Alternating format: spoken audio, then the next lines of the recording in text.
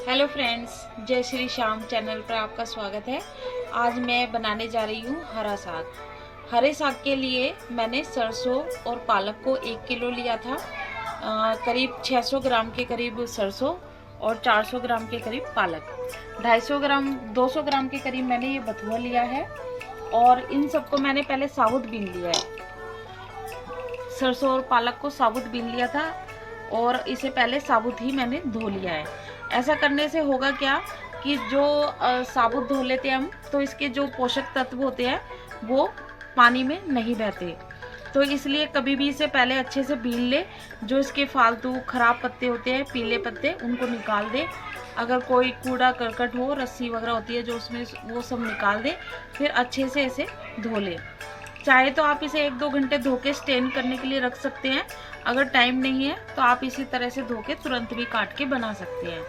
आप जब भी इसे धोएं तो ये इस बात का ध्यान रखें कि सरसों होती है जो उसमें सबसे कम मिट्टी होती है, उसके बाद पालक उसमें कम मिट्टी होती है, और उसके बाद जो बथुआ आता है उसमें सबसे ज़्यादा मिट्टी होती है। तो आप जब कभी भी पानी से धोएं तो इस तरीके से धोएं कि पानी भी ज़्यादा वेस्ट ना हो और हमारा जो साग है वो अच्छे से धुल भी जाए। तो आप सबसे पहले सरसों को धोइए, फिर उसे सरसों को निकाल के फिर उसी पानी में पालक को, और फिर उसी पानी में बथुए को। और इन सब्जियों को साबुत धोने से इसके पोषक तत्व तो खराब होते ही नहीं है, साथ ही में ही इसमें जो किरकिरापन है ना, अगर हम इसे काट के धोएंगे तो तब भी साग में जो है किरकिरापन रह जाता है। तो इसलिए मैंने बथुए को अलग ही धो के रखा है। अब मैं सरसों पालक को काट रही हूँ। इसके लिए अच्छे तरीके से काटने के लिए धार वाली जो छुरी होती है, इससे यह साग है जो अच्छे से कटता है। सरसों के जो पत्ते होते हैं बड़े बड़े होते हैं, इसलिए मैंने इसे बीच में से काट दिया था। अब इसको इस तरह से हाथ में लेके, और मैं आज छुरी से ही ये सारा साग काटूंगी। अगर आप दरात से काटना जानते हो तो आप दरात से भी काट सकते हो। ये देखिए, इसे महीन महीन जितना हो सके आप इसे काटिए। और इसको जैसे जैसे आप काटते जाए, आप एक कुकर लीजिए और ये उसमें 2-2.5 गिलास पानी डालिए और इस साग को ऐसे ही ढककर पकने दीजिए। और जैसे जैसे ये कटता जाए आप उसमें डालते जाइएगा। सरसों पालक पहले डालने का ये रीज़न ये भी होता है कि जो सरसों होती है वो हार्ड होती है, और बथुआ बाद में डलेगा वो एकदम सॉफ्ट आराम से कट जाएगा। ठीक है, आप इसे पहले काट लीजिए। ये करीब आधा साग मैंने काट लिया है और बाकी पूरा साग काटूं इससे पहले कुछ काम कर लेते हैं। एक कुकर लेंगे और उसमें ये साग है जो हम डाल देंगे,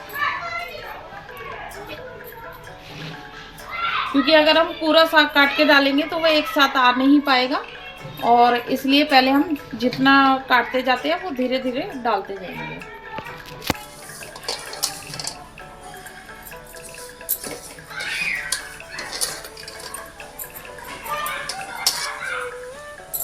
ये अब इसमें ये मैं 2 गिलास पानी इसमें डाल देती हूँ।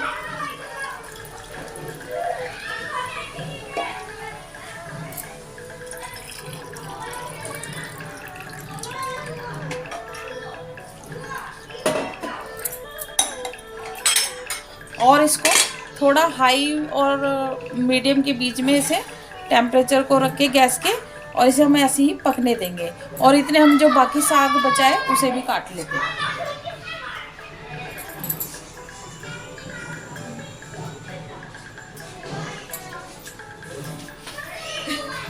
अब करीब 10-15 मिनट बाद ये देखिए, जो मैंने इसमें साग डाला था ये थोड़ा थोड़ा नीचे बैठ गया है, और इतने मैंने ये बाकी साग भी काट लिया था। अब इसे भी मैं इसमें ही डाल दूंगी। ये साग हमने इसमें डाल दिया है, इसको हम थोड़ा चला देंगे।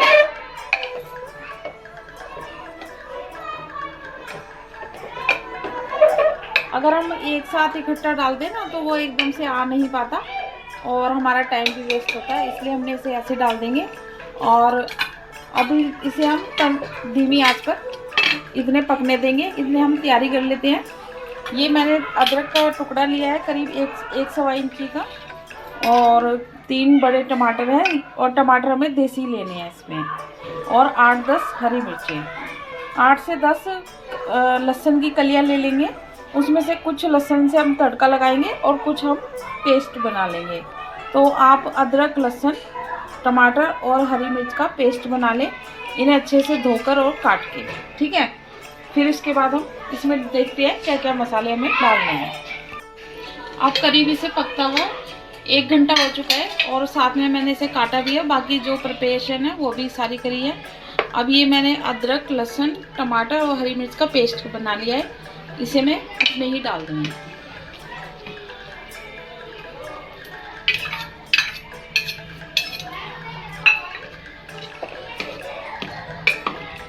और इसमें हमें सिर्फ नमक और मिर्च डालनी है, नमक अपने टेस्ट के अकॉर्डिंग, कम से कम 2 चम्मच तो करीब डालना ही है। हरी मिर्च हमने 8-10 डाली थी, इसलिए 1 चम्मच लाल मिर्च।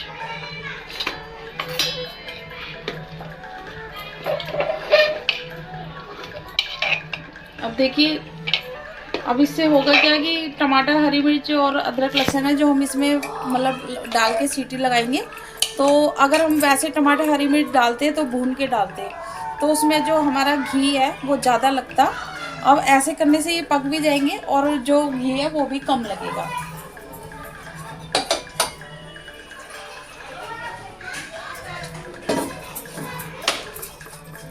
अब इसमें थोड़ा सा पानी में जो मिक्सी का जार है उसे ही धोकर डाल दूंगी, करीब आधी कटोरी के करीब। और इसमें 8 से 10 सीटी लगा दूंगी। 8 से 10 सीटी लगाने के 5-10 मिनट तक इसे ऐसे ही रहने देंगे। फिर इसको ढक्कन खोलने के बाद इसमें हम आलन डालेंगे। तो अब मैं इसमें सीटी लगा देती हूँ और वेट करती हूँ।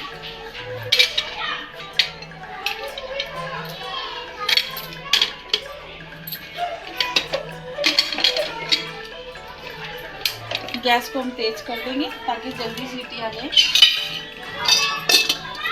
और सीटी आने के बाद इसे घोटने के अलावा और मक्के का आलन डालने के बाद इसे हमें करीब पौन घंटे में ये पक के तैयार हो जाएगा। यानी कि इसे पूरा पकने में 1.5 से पौने 2 या 2 घंटे के करीब लग जाते हैं। और उसमें धोने के अलावा आपको जितनी भी प्रिपरेशन करनी है वो इतने ही घंटे में हो जाएगी। अब ये 8-10 सीटी आने के बाद इसका प्रेशर पूरी तरह से निकल चुका है। अगर आपको जल्दी है तो आप पहले भी निकाल सकते हैं। अब ये देखिए, हमारे जो टमाटर, हरी मिर्च वगैरह थे वो सब इसमें मिल चुके हैं। अभी आप गैस को बंद ही रखिएगा। अब ये मैंने मक्के का आटा है, इसे छान लिया था। अब करीब मैं इसे इस तरह से चम्मच भर के 1 और ये 2 चम्मच मैंने इतना भर भर के मक्के का आटा ले लिया है। ये मैं 1 गिलास पानी ले रही हूँ और इसको इस तरह से हमें मिलाना है। पहले कम पानी में ही मिलाएंगे ताकि इसमें गुठलियाँ जो है वो अच्छे ना पड़े। अगर हम एकदम पानी डाल देंगे तो गुठलियाँ इसमें पड़ जाएंगी।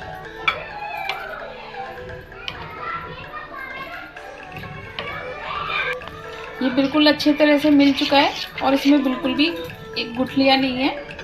अब इसमें मैं थोड़ा और पानी डाल दूंगी और पतला पेस्ट बना दूंगी। अगर हम एकदम से पानी डाल के पेस्ट बनाते हैं ना तो काफ़ी सारी गुठलियाँ बन जाती। अब इसको गैस हमारी बंद है और मैं इसे इस तरह से इसको डाल दूंगी। ये मैंने करीब 1 गिलास के करीब पानी लिया है और ये पूरा ही इसमें डाल दूंगी।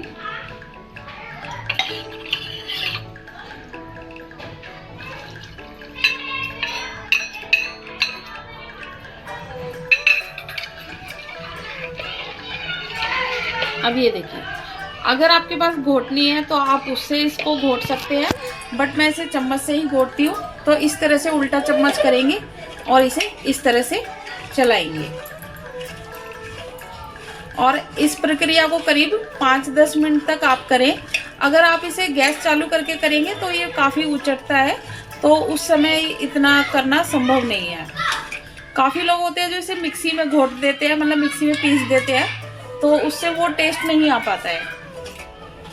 ठीक है, इस प्रक्रिया को करीब 10 मिनट करेंगे, फिर गैस चालू करके धीमी आंच पर हमें इसे आधे से पौन घंटा पकाना है।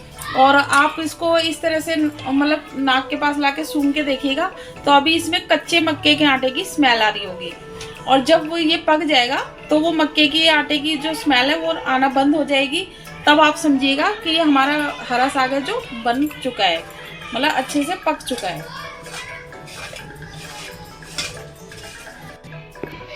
अब देखिए, इसे घोटते घोटते करीब 5-7 मिनट हो चुके हैं और मेरा हाथ भी काफ़ी दुखने लगा है। अब इसे गैस ऑन करके और बिल्कुल स्लो आंच पे हम इसे पकने के लिए रख देंगे करीब आधे घंटे के लिए, और बीच बीच में हमें इसी तरह से चलाना है। अब हमने थोड़ी ज़्यादा मेहनत कर दी 5-7 मिनट, तो अब हमें कम मेहनत करनी पड़ेगी। और जो लोग अपने परिवार को अच्छे तरीके से मतलब भोजन बना के खिलाना चाहते हैं, तो वो तो मिक्सी में बिल्कुल ही उपयोग नहीं करते होंगे। अब इसे हम पकने देते हैं और बीच बीच में चलाते रहेंगे। अब करीब हमारे हरे साग को पकते हुए आधा घंटा हो चुका है, और इसे मैंने 5-5 मिनट बाद इसे इस तरह से चला दिया था। तो इसे हमें 5-5 मिनट बाद चलाना इसलिए ज़रूरी है कि अगर हम इसे ऐसे ही छोड़ देंगे ना, तो ये जो मक्के का आटा है वो नीचे लग जाता है। ठीक है, ये इसका एक महत्वपूर्ण टिप्स है। अगर आप इसे 30 से 45 मिनट तक पकाना चाहें तो आप 45 मिनट भी पका सकते हैं, बट आधा पौन घंटा इसे पकाना ज़रूरी है मक्के का आलन डालने के बाद। अब हम इसमें तड़का लगाएंगे। इस तरह से ये पकाने के बाद इतने ढक देते हैं जितने तड़का हम तैयार करते हैं।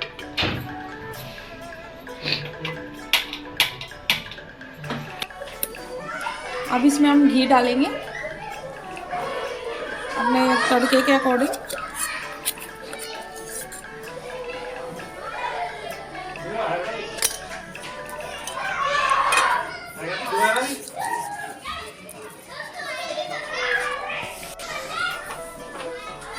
अब हमारा घी गर्म हो चुका है, अब हम इसमें जीरा डालेंगे।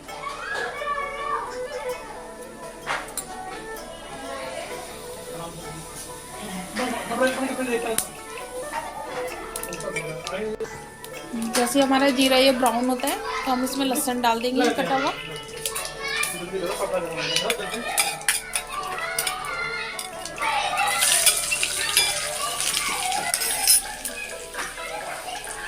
और थोड़ी सी हींग।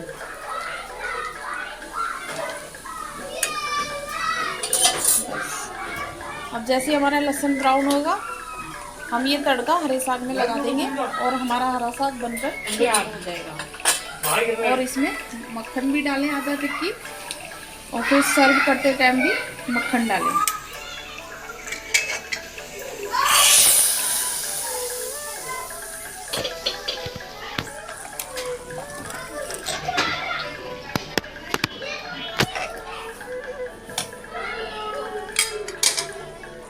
अब इस तरह से इसे उसमें